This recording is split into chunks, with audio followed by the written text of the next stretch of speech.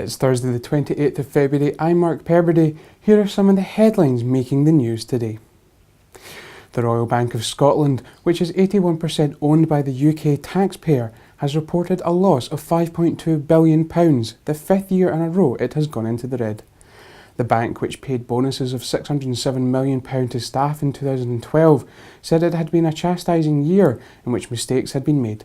RBS has had to set aside money to cover compensation payments for PPI mis-selling, the mis-selling of interest rate swaps, and its fine for attempting to fix the Labour rate. A strike by tanker drivers expected to start today has been called off after an agreement was reached over pay and pensions.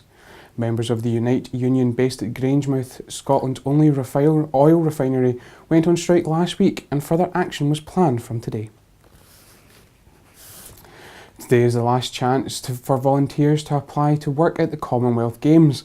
Up to 15,000 people are needed to become game makers in the style of volunteers from the London Olympics and Paralympics.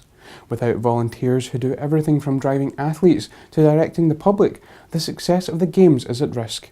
Although initial interest in volunteering suggested that the posts were oversubscribed, many people have still to return their completed applications. They have until midnight tonight. A new association of business owners has been launched to promote and protect the reputation of Scotland's most famous street.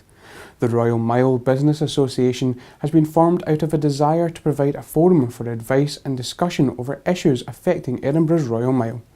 Members want a say on improvements to the thoroughfare for visitors and residents, with a long-term vision to restore the famous street to its former glory. Today marks the 190th anniversary of an appeal which launched the Royal National Lifeboat Institution and saved more than 140,000 lives.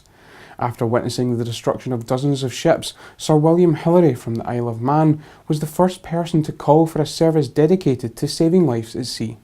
His impassioned appeal, published on February 28, 1823, laid the foundations of the formation of the Royal National Lifeboat Institution, the RNLI, which now has 236 lifeboat stations with over 4,000 volunteer crews around the coast of the UK and Republic of Ireland, operating 24 hours a day every day. That's all from me today. Thanks for watching.